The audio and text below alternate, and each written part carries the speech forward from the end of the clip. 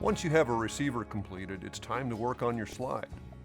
Today we've got a Brownell's window slide cut for an RMR. We're going to put the parts in it and assemble it to our lower. I like to begin by putting this plunger, this safety plunger in here. That way I don't forget it. Depress that all the way, and that'll allow you to put in your extractor. The extractor will retain it. Once you have the extractor in place, you put in the plunger, spring, and bearing for the extractor on the right side there. Turn it over. Now it's ready to receive the firing pin assembly, or striker if you prefer.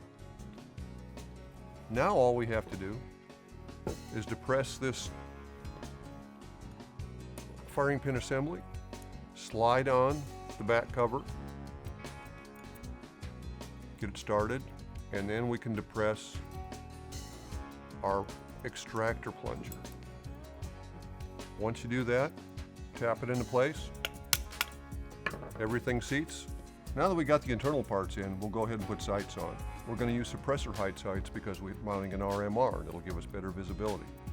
Front sight's pretty easy, but there's a trick to it. So take your Glock front sight tool and the screw that attaches the front sight, put it through the slide, and then you can start the sight. If you have 3 hands, it's easier, but this will work. It's a fine threaded screw, so it takes a lot of turns.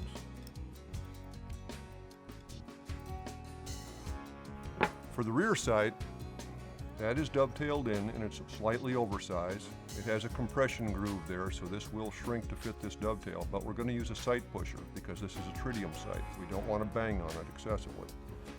So we'll put that, start it in place. We'll take this sight pusher we have from MGW. These work great. And slide the slide rails onto the shoe here. Go easy here, make sure it's lined up, nothing's misaligned, because you can put a lot of pressure on the sight with this tool and you can damage the sight. So keep going. Like I said, this sight has a compression groove, so it's going to be rough going in, but it will go. Take a close look, make sure the sight's centered up, and once it looks even on both sides, take off the tension, check it, take it out of the tool.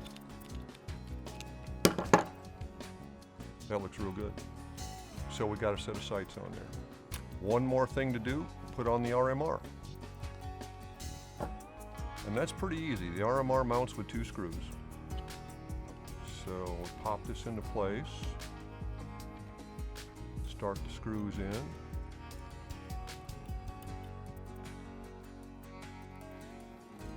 and I'm going to need a screwdriver for this next act. There we go. Tighten these down accordingly. There's your RMR. Now all we need to do is add our barrel. I'm going to add this one because I think it looks cool.